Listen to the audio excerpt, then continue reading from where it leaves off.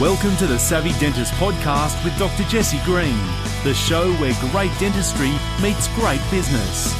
Listen in each week as we bring you an inspiring person who will share their story, ideas and business techniques to help you create a practice and a life you love. And now introducing your host, Dr. Jesse Green.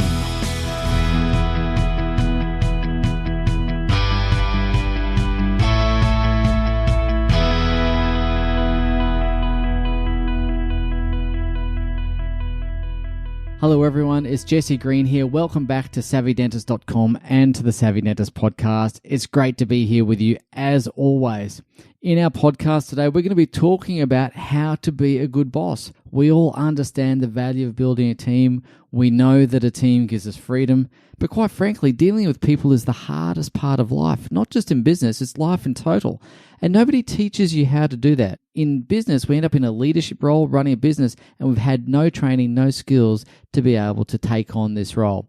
So in this podcast, I'm going to go through 2 or 3 key points that are going to help you be a better boss. And of course, when you're a better boss, your team is going to perform better. You're going to be able to have more confidence in your team to do the right things consistently and well day in, day out. And that gives you the opportunity to rest easy knowing that your patients are getting the best possible care.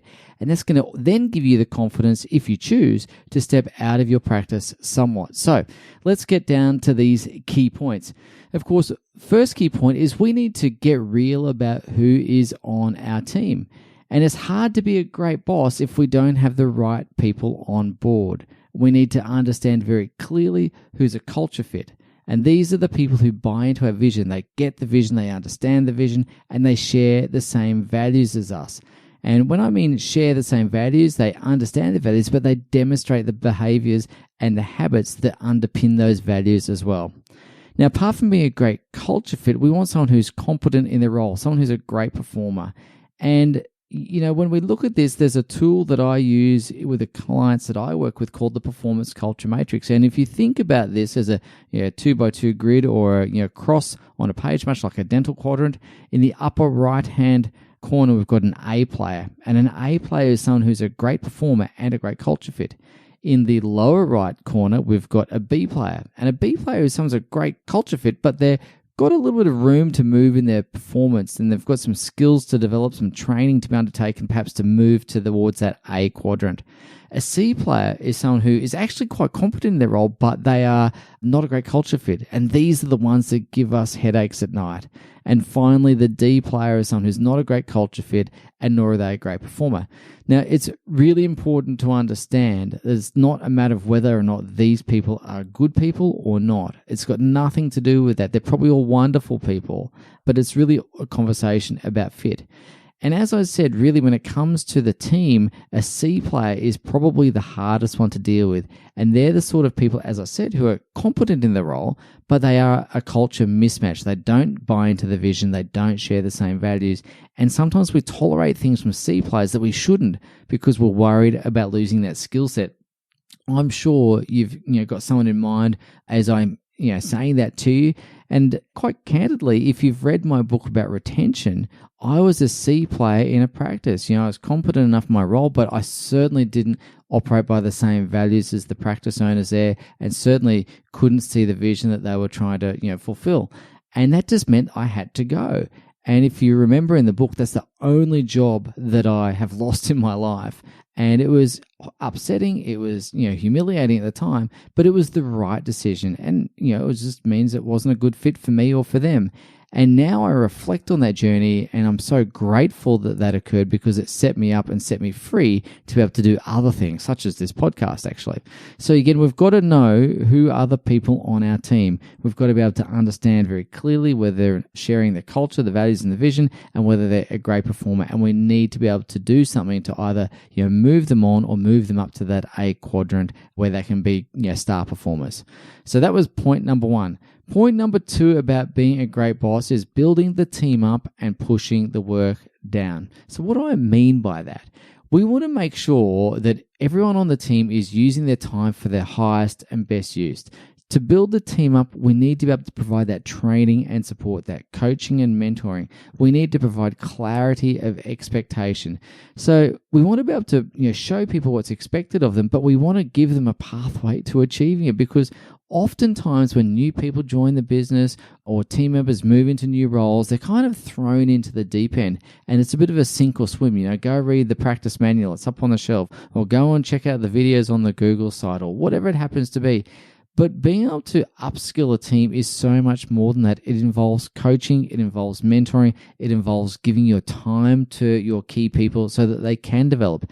And indeed, as a leader of a business, our role is to build people. If we ever want to scale our business, our role has to become one of team builder and less about clinical dentistry. So we've got to have a great way of coaching, mentoring, bringing other people onto the team, getting them up to speed. Now, of course, once we've got the team up to speed, working well, we've got to be able to delegate things to them. And it's important to understand the difference between delegation and abdication. Abdication is just handing something off, I don't want to do this anymore. I don't like it. I'm not good at it, or whatever it happens to be. And just saying, hey, Mary, or hey, Bob, this is yours now. Go for it.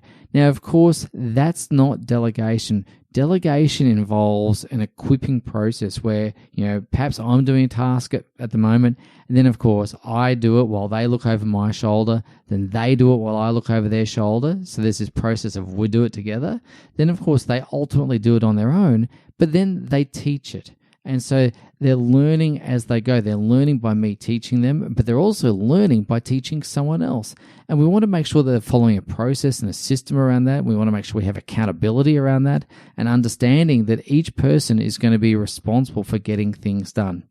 Now, when it comes to delegation, we think of that as a task. Could you please do XYZ task? And I've just outlined that for you with the equipping process. But if you want to build a great team and be a great boss, it's not just training people to do things, it's training people to think independently and indeed to think more like you as the owner. And that means when people come to you with questions, the thing we've got to resist as business owners is to just fire off the answer. When someone comes with a question, you go, bang, there's the answer. What we want to be able to do is slow down and pause and ask that person to come up with their own best thinking. So what have you come up with so far? What else might I be thinking about? Where do you see the risks with this? And get them thinking rather than just giving them the answer. Because if we perpetually give them the answer, they're going to perpetually come to us for the answer. And what we ultimately want to be able to do is to create a team of independent thinkers. And that is a very, very important thing, that if you're going to create leverage in your business, if you're going to scale your business, you want to be able to develop other leaders. So if you want to be a great boss, it's about people development, not just training them what to do, but teaching them how to think, how to give them the insights that you as the business owner would have. And that insight comes from being patient, by holding that space, asking them questions, engaging them intellectually so that they can think, and then asking them to come back to you and say, this is what I intend to do. And so it's about making sure that they become independent in their thinking. Now, of course, point number 3 about being a good boss is good people on teams want to have their performance assessed. A players relish performance conferences. They relish that conversation because it allows them to know whether they're on track or off track, and it gives them a strategy to be able to get back on track. So I guess the first point I'd make about performance management is it's not a stick. It's not something to beat something into someone. It's not a punishment. It's not punitive. It's a conversation. It's about a conversation that is focused on the growth of the individual. It's about making sure that there are goals set and there are pathways mapped out to achieve those goals. And of course, if you're going to have this conversation with your team members, it's super important to understand that this conversation, like any other conversation, well, the quality of that is going to be determined by having a structure and adequately preparing for that conversation. And when I mean preparing for that conversation, you've got to prepare the content for that conversation, but you've also got to understand the context of the conversation. And what I mean by that is, where we're going to have that conversation, at what time of day are we going to have that conversation? Are we going to have it in the surgery? Are we going to have it at the end of the day? Perhaps Friday at 5 o'clock is not the best time to have that conversation. conversation, particularly if there is a slap of the wrist element involved. But equally, the other thing we need to think about is what's not said, and that is really around the emotions. As I talk to this person, what emotions might come up for them? How am I going to handle it if those emotions come up? How am I going to manage my own emotional state if it's likely that those things could come up? And it's really about approaching this conversation with an I'm okay, you're okay kind of attitude. It's about maintaining that space, being emotionally intelligent as you go through this, and working towards an outcome. So again, that performance management conversation, most A players that I've ever encountered really welcome that. They want to know how they're going because they're like goal-seeking missiles. They want to achieve. And my experience is that most people come to work wanting to do a great job, and our job is to then help them achieve that.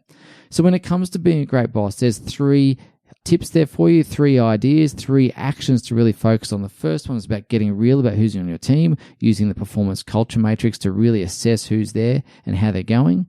We want to be able to build the team up and push the work down so we can get lifting the team up with their skills and so on. And of course, we're going to be able to delegate tasks, but we also want to train them to think.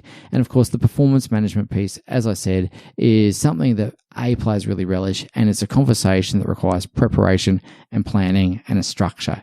So there you have it. There's 3 hot tips to help you be a better boss in your practice. I hope you find that helpful. I hope you find that practical. And as always, if you want to find out more about the tips and techniques that we use in our practice and those that we help our clients with, come and join us in the Savvy Dentist Facebook group. It is laden with tips and practical things you can use in your practice to help you build the practice that you love and the life that you love. And that is really important, to get that balance of work and life and to make sure we're all moving towards not just success, but fulfillment as well. So that's it from me this week. I'm looking forward to seeing you soon. Take care, and we'll catch you next week. Bye now.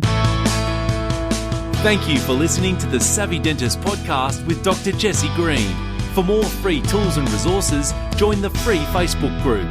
Visit drjessegreen.com/Facebook. And for more episodes, visit drjessegreen.com/savvydentist.